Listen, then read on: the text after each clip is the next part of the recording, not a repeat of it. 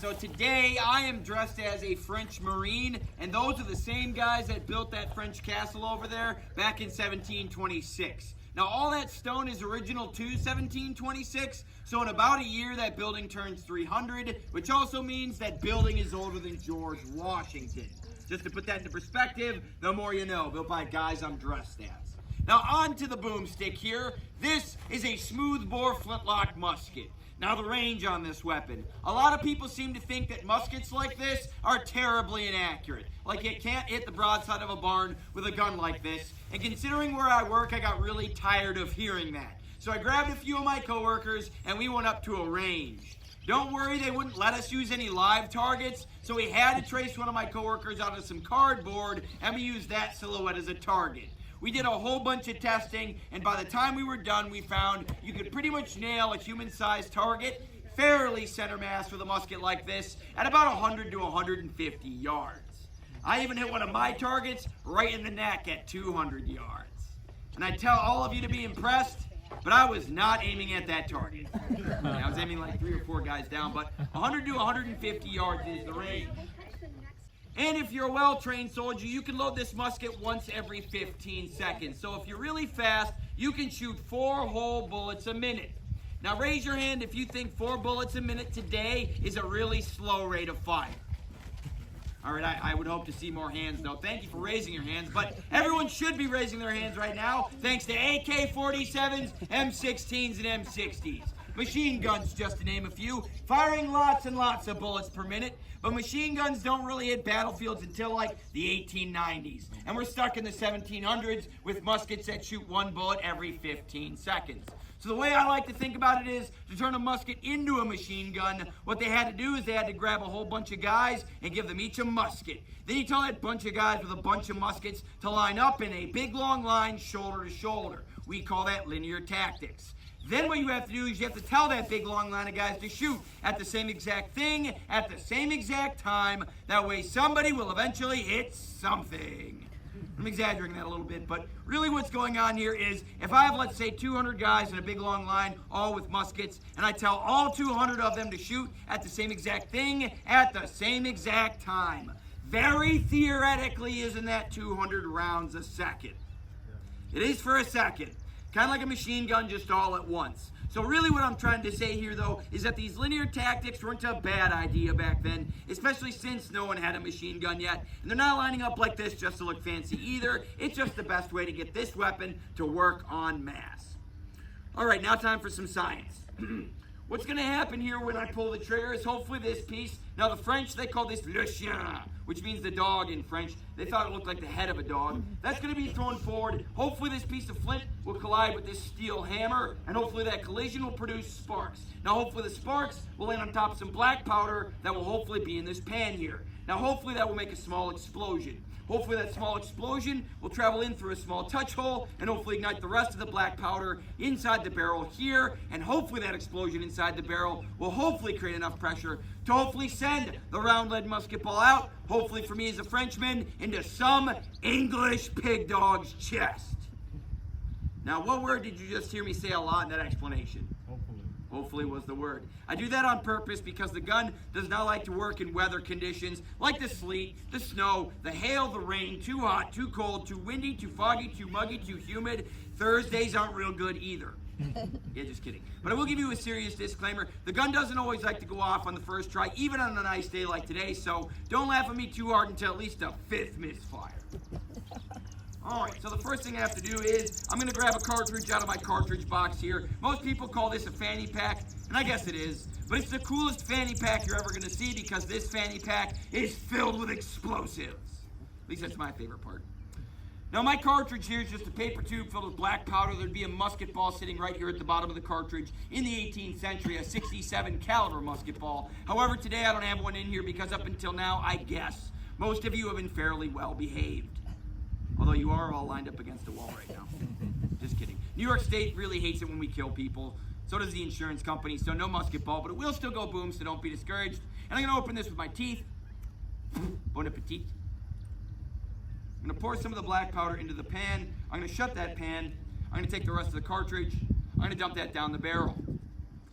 Then I'm gonna take out my ramrod. I'm going to ram the cartridge down to the bottom of the barrel, and you're going to notice I rammed that piece of paper down with what would be the musket ball. The reason I did that is because that piece of paper prevents that musket ball from bouncing around inside the barrel, making the shot more accurate. So I took my ramrod, I rammed the cartridge down, and most importantly, I removed the ramrod from the barrel. If you didn't do that, what typically happens when you shoot a ramrod out of a musket is these things will impressively fly a whole 30 feet. Yeah, it's really anticlimactic. The coolest thing you're going to see it do is it does like a loop-de-loop midair, and then it lands pretty harmlessly on the ground. So what I'm saying is you cannot use this to turn your enemy into a shish kebab. It is not an effective projectile. However, if you do shoot this into the enemy ranks, you've just lost the only way you have to load your weapon, which means you can't shoot this musket. And if you can't shoot this musket, it's not a musket anymore. It's a very expensive stick or war club. So now I'm ready to shoot. So hopefully here goes. On the count of 3, 2, 1. Excellent. All right, now do you see all that smoke? I know you're smelling it right now. Smells like rotten eggs, doesn't it? Well, that's also the smell of victory! And that's just sulfur. It's both in eggs and in gunpowder. But this is a lot of smoke, and that's just one musket. You got to imagine the battlefield's going to be hundreds, if not thousands of guys shooting these multiple times. Plus, you got cannons going off. You can see where that 18th century battlefield will get so smoky that it'd be hard to see. So if you guys were there on that smoky, hard-to-see 18th century battlefield, who's going to be more dangerous to you? Is it the enemy 200 yards in front of you that you can't see through the smoke? Or is it your friends 10 feet behind you that can't see you through the smoke? It's going to be your friends. They're going to be more dangerous. They're going to do more damage to you than the enemy because they're closer. And if they can't see you through that thick sulfuric smoke, they might accidentally shoot you in the back. So to prevent that from happening on thick, smoky 18th century battlefields, that's why most everyone on them was wearing a brightly colored coat. Because of the contrast with the gray smoke, you get to see through the smoke who you're supposed to shoot at. More importantly, though, who you're not supposed to shoot at. Now I'm going to finish up here. I do have 2 more weapons. And the first one, I'm sure you're all familiar with. The sword. Now I like swords. I think they're pretty neat. Everybody likes a good swashbuckle. But unfortunately, by the 18th century, this is an obsolete weapon. Now, you can only do one thing with a sword, and that is stab people. And I understand that might be an appealing activity for some of you, but the problem is the people you're going to stab with this sword on that 18th century battlefield, what do they also have?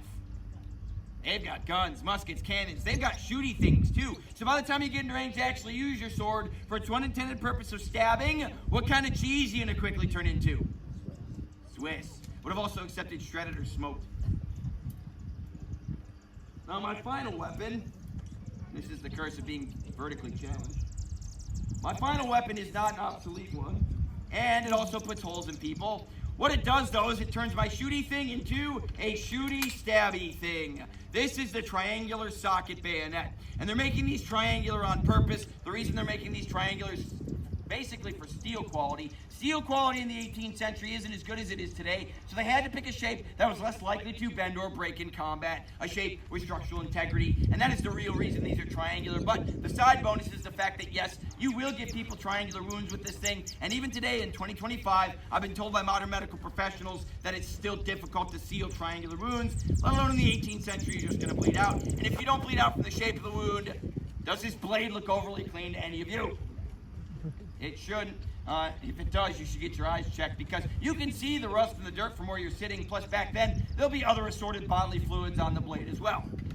And what are you going, with all that information, what are you going to do if you were to see me and 1,000 of my French buddies? Now, at this point, they would wait for your morale to get low and wait until they outnumber you. And then what they would do is they would start walking at you like this, keeping their line and giving you time to think about this encroaching wall of triangular 6-foot pikes covered in rust, dirt, and other assorted bodily fluids. What would you do? Run was the right answer. Yeah, run was the only right answer. Otherwise, there are 2 outcomes. They could take you prisoner, but they could also turn you into triangular Swiss cheese. But when you run away, you get to live to fight another day. And to sweeten that deal even further is if you guys were my enemy and you ran away from me as an infantryman, I'm probably not going to chase after you because you've just left the field. I've taken it. I've won the day. My job is done. I don't have to pursue you any further. And more importantly, I don't want to overextend my line. But speaking about pursuit and running after people, right. Do you see these 2 heavy wool coats I'm wearing right now? It's about 12 pounds of wool. So do you think I want to run after anything? No, I don't. And most of these military actions are taking place in like May, June, July, August, September. And during those months, I can tell you from firsthand experience, this uniform really seals in the flavor. Okay. And on that lovely note, I bid you adieu. If you have any questions, feel free to come up and ask myself, or just find anybody in a silly hat. We're not dressed up all pretty for nothing. Thank you. Thank you. Thank you.